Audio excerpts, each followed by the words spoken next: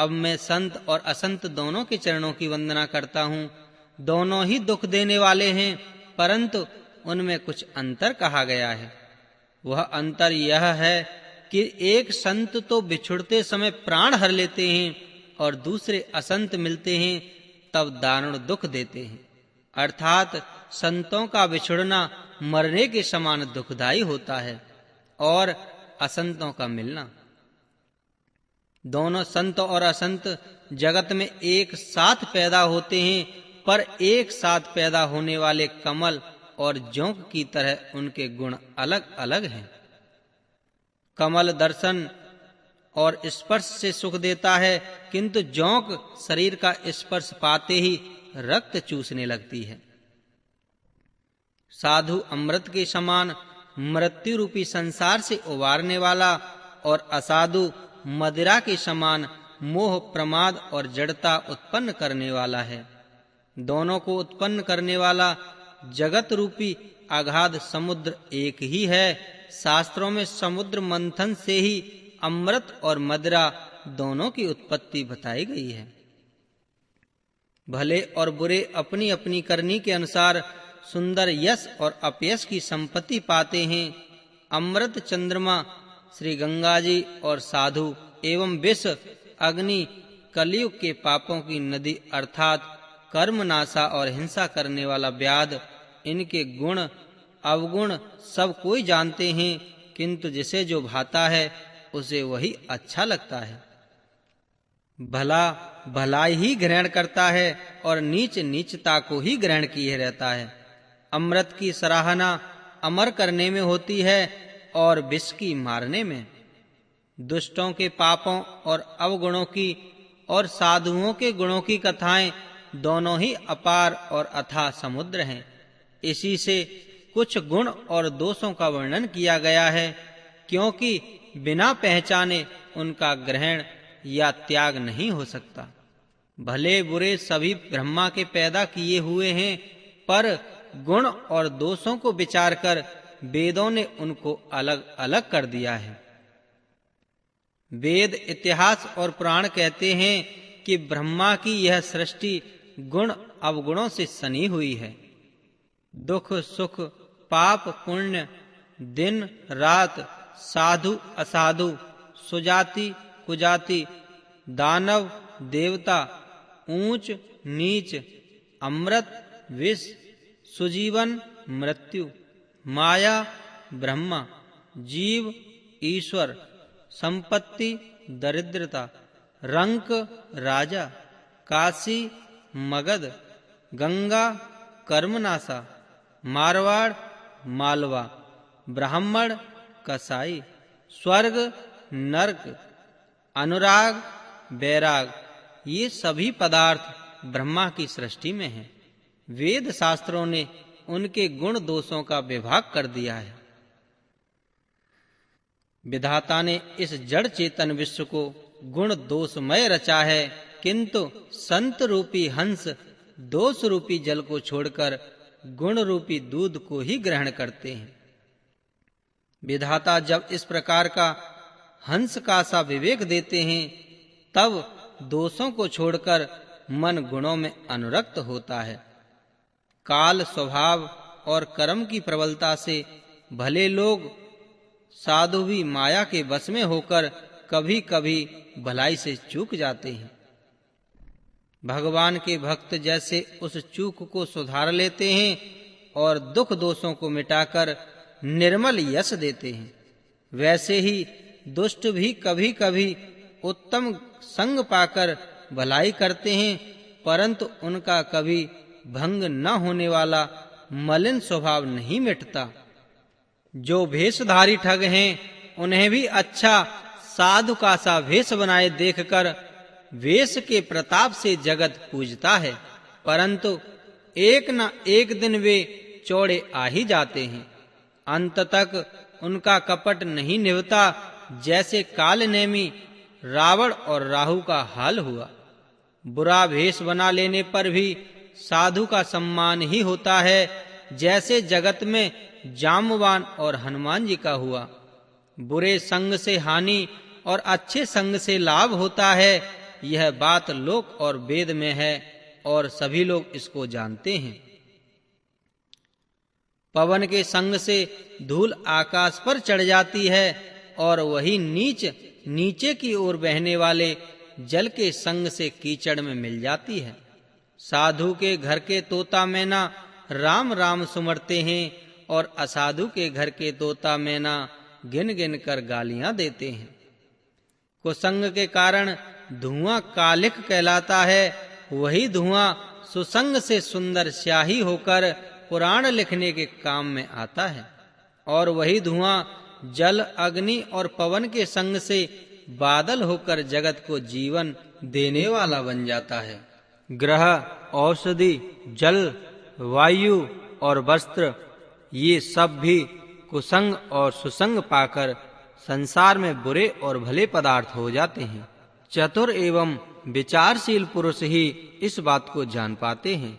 महीने के दोनों पखवाड़ों में उजाला और अंधेरा समान ही रहता है, परंतु विधाता ने इनके नाम में भेद कर दिया है। एक का नाम शुक्ल और दूसरे का नाम कृष्ण रख दिया है।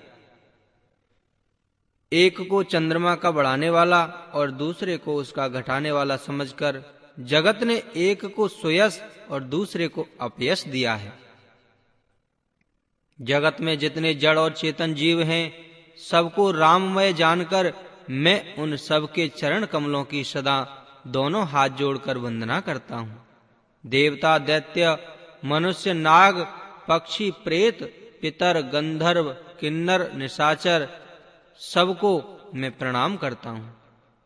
अब सब मुझ पर कृपा कीजिए। 84 लाख योनियों में 4 प्रकार के स्वदेश, अंडज, उद्भिज, जरायुज जीव जल, पृथ्वी और आकाश में रहते हैं।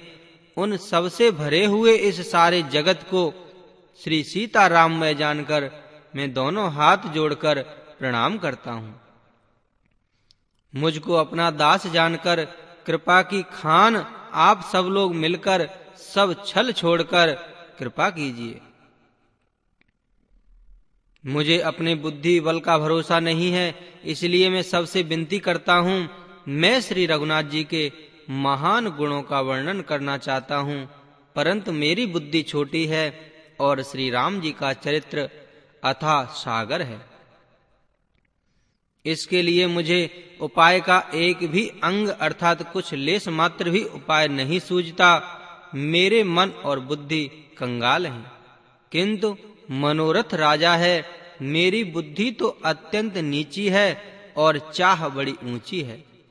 चाह तो अमृत पाने की है, पर जगत में जुड़ती छाछ भी नहीं। सज्जन मेरी ढिठाई को क्षमा करेंगे और मेरे वाल वचनों को मन लगाकर प्रेम पूर्वक सुनेंगे। जैसे बालक जब तोतले वचन बोलता है तो उसके माता पिता उन्हें प्रसन्न मन से सुनते हैं, किंतु क्रूर, कुटिल और बुरे विचार वाले लोग जो दूसरों के दोषों को ही भूषण रूप से धारण किए रहते हैं, अर्थात जिन्हें पराये दोष ही प्यारे लगते हैं, वे हंसेंगे। रसीली हो या अत्यंत फीकी, अपनी कविता किसे अच्छी नहीं लगती, किंतु जो दूसरे की रचना को सुनकर हर्षित होते हैं, ऐसे उत्तम पुरुष जगत में बहुत नहीं है। हे भाई, जगत में तालाबों और नदियों के समान मनुष्य ही अधिक हैं, जो जल पाकर अपनी ही बाढ़ से बढ़ते हैं, अर्थात अपनी ही उन्नति से प्रसन्न होते हैं। समुद्र सा तो कोई एक बिरला ही सज्जन होता है, जो चंद्रमा को पूर्ण देखकर दूसरों का उत्कर्ष देखकर उमड़ पड़ता है।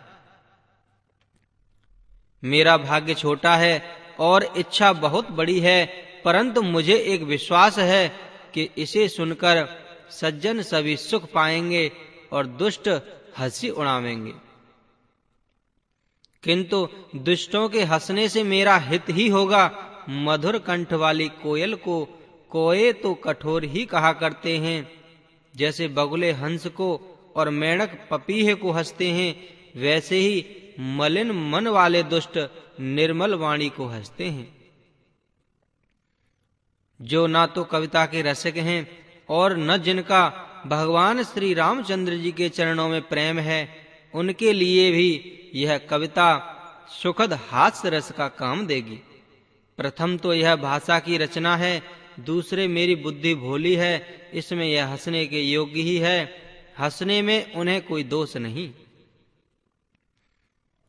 जिन्हें ना तो प्रभु के चरणों में प्रेम है और ना अच्छी समझ ही है, उनको यह कथा सुनने में फीकी लगेगी।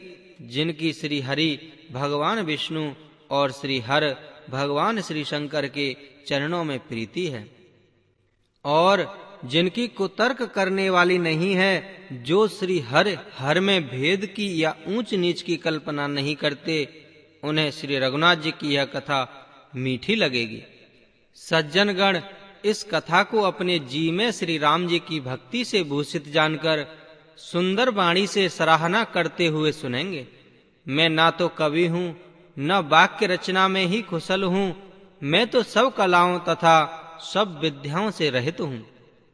नाना प्रकार के अक्षर, अर्थ और अलंकार, अनेक प्रकार के छंद रचना, भावों और रसों के अपार भेद और कविता के भांत भांत के गुण दोष होते हैं।